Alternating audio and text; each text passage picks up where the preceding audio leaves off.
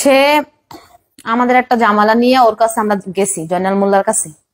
যাওয়ার পরে আমার মার মোবাইল নাই, তো আমার আমার নাম্বারটা ও নিছে, নিয়ে বলতেছে যে মামলার বিষয় এটা, যে মানে তখন আমারে বাগ্নি হিসেবে দেখতো, যে নাম্বারটা দেন, আপনি যেহেতু মোবাইল নাই, স্মার্টফোন নাই আপনার কাছে, দেন ওই নাম্বারে আমি মামলার বিষয়ে আপনার সাথে কথা বলবো, আমি আপনাকে কাগজ টাগজ পাঠাবো এইসব ব্যাপারে।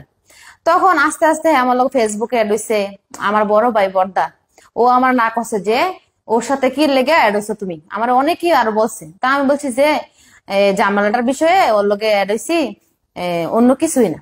তখন আমি বিশ্বাস করছি না ও যে এত খারাপ, আমার ভাইয়ে তখনই আমার সাবধান করছে। তখন আস্তে ধীরে ও আমার মেসেজ লেখে, এটা এটা অনেক কিছু লেখে, ছবি দেয়, এটা আমি তখনও গুরুত্ব ভাবে নিছি না। আমি আমার মারে কই যে মা এগুলা কি, এবার তো আমার ছবি দেয়, এটা হেডা অনেক মেসেজ করে, সুন্দর সুন্দর মেসেজ লেখে। তখন ও মা বলতেছে আমার একদিন যে হ্যাঁ কিন্তু বা খারাপ লোক, হ্যাঁ থেকে তুমি আস্তে আস্তে সরে দাও, মেসেজও করো না, তো এত ফোনও দিও না, হ্যাঁ খারাপ মানুষ। যে আমি বলতেছি যে মা আমি যদি হ্যারে আমি বলি যে আপনার সাথে আমি আর কথা বলবো না, এগুলো দিয়ে দেন না বললেই হ্যাঁ আমার গালিগালাজ করে, ও মানে নোংরা কথা বলে বাড়িতে এসে হাজির হয়ে যাবে। তুমি তো দেখো এটা না একটা বাহানা দিয়ে আমরা বাড়িতে এসে পড়ি, তুমি তো জানো না। তো মা বলতেছে ঠিক আছে এখন ধৈর্য ধর, এখন কিছু বলিস না, তে খারাপ লোক, আমি তো তোর আগেই বলছিলাম। এরপর এগুলা বলতে বলতে হঠাৎ একদিন বিদেশ চলে গেছে হজ করতে, হজ নাকি করব।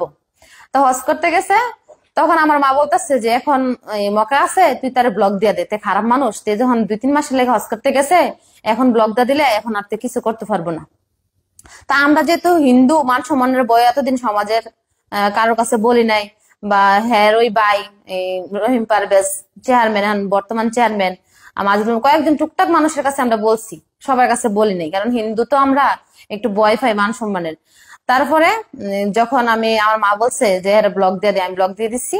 ব্লক দেওয়ার পরে হ্যাঁ যেমন কুত্তা পাগল হয়ে গেছে, হ্যাঁ নানা জায়গায় ফোন দেয়, আমি কি করি, আমি কই যেতেছি, নানা রকম পুরুষের সাথে, আমাদের এলাকার অনেক মানুষের সাথে জড়াইয়া আমারে অনেক বদনাম দিছে, ভালো ভালো মানুষের সংসারে আগুন লাগাই দিছে, এরকম বদনাম দিছে যে আপনার হাজবেন্ডের সাথে ও এখানে গেছে ওইখানে গেছে, এরকম নানা ধরনের অনেক মানুষের সংসারে আগুন লাগাইছে, আমাকে মিথ্যা অপবাদ দিছে, অনেক কিছু করছে। করার পর যখন পারে না, এরপর যখন আর হজ করা শেষ, হ্যাঁ বাড়িতে আসছে, আসার পরে এই দিন রাত্রে অন্য সময় হ্যাঁ ডাকাতায়, হ্যাঁ ডাকা হের বাড়ি আছে, হের বাড়ি না হের বাইয়ের বাড়ি, ওইখানে থাকে।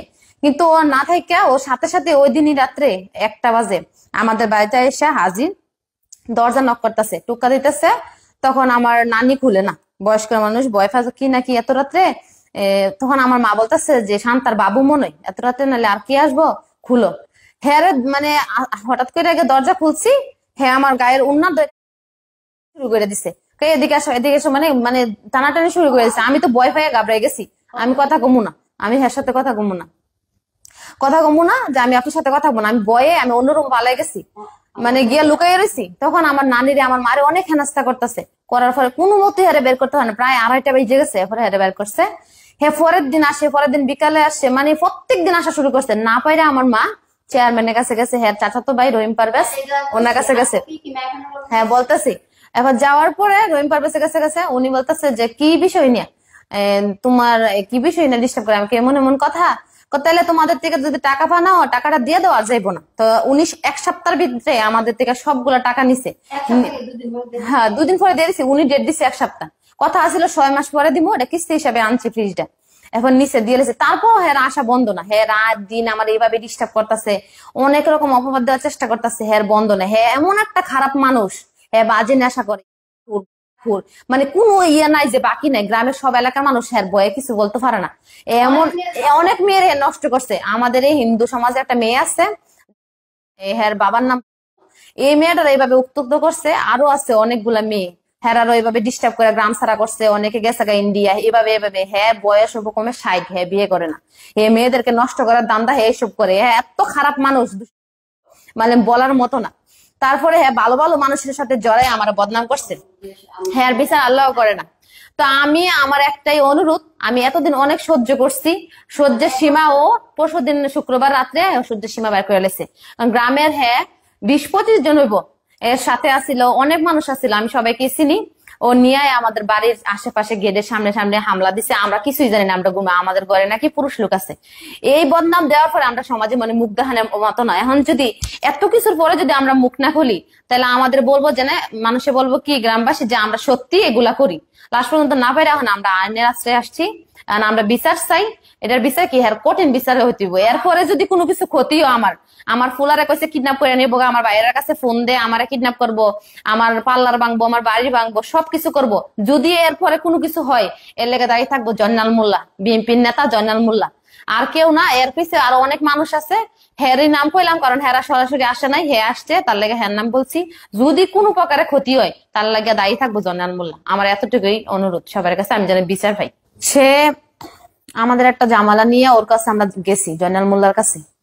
যাওয়ার পরে আমার মার মোবাইল নাই, তো আমার আমার নাম্বারটা ও নিছে, নিয়ে বলতেছে যে মামলার বিষয় এটা, যে মানে তখন আমারে বাগ্নি হিসেবে দেখতো, যে নাম্বারটা দেন, আপনি যেহেতু মোবাইল নাই, স্মার্টফোন নাই আপনার কাছে, দেন ওই নাম্বারে আমি মামলার বিষয়ে আপনার সাথে কথা বলবো, আমি আপনার কাগজ টাগজ পাঠাবো এইসব ব্যাপারে। তখন আস্তে আস্তে আমার লোক ফেসবুকে অ্যাড হইছে, আমার বড় ভাই বর্দা, ও আমার না করছে যে ওর সাথে কি লেগে অ্যাড হইছো তুমি, আমার অনেকেই আরো বলছে। তা আমি বলছি যে জামালাটার বিষয়ে ওর লোকে অ্যাড হইছি, অন্য কিছুই না। তখন আমি বিশ্বাস করছি না ও যে এত খারাপ। আমার ভাইয়ে তখনই আমার সাবধান করছে। তখন আস্তে ধীরে ও আমার মেসেজ লেখে, এটা এটা অনেক কিছু লেখে, ছবি দেয়, এটা আমি তখনও গুরুত্ব পাবে নিছি না। আমি আমার মারে কই যে মা এগুলা কি, এবার তো আমার ছবি দেয়, এটা হেডা অনেক মেসেজ করে, সুন্দর সুন্দর মেসেজ লেখে। তখন ও মা বলতেছে আমার একদিন যে হ্যাঁ কিন্তু খারাপ লোক, হ্যাঁ থেকে তুমি আস্তে আস্তে সরে দাও, মেসেজও করো না, তো এত ফোনও দিও না, হ্যাঁ খারাপ মানুষ।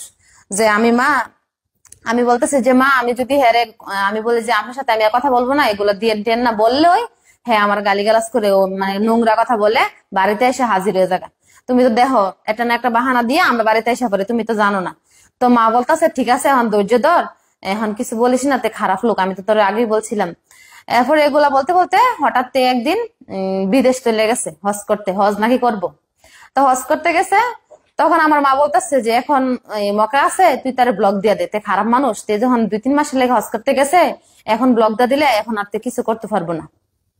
তা আমরা যেহেতু হিন্দু, মান সম্মানের বই এতদিন সমাজের কারোর কাছে বলি নাই, বা হ্যাঁ ওই ভাই রহিম পারভেজ চেয়ারম্যান, বর্তমান চেয়ারম্যান, মাঝে কয়েকজন টুকটাক মানুষের কাছে আমরা বলছি, সবার কাছে বলি নাই, কারণ হিন্দু তো আমরা একটু ভয় পাই মান সম্মানের।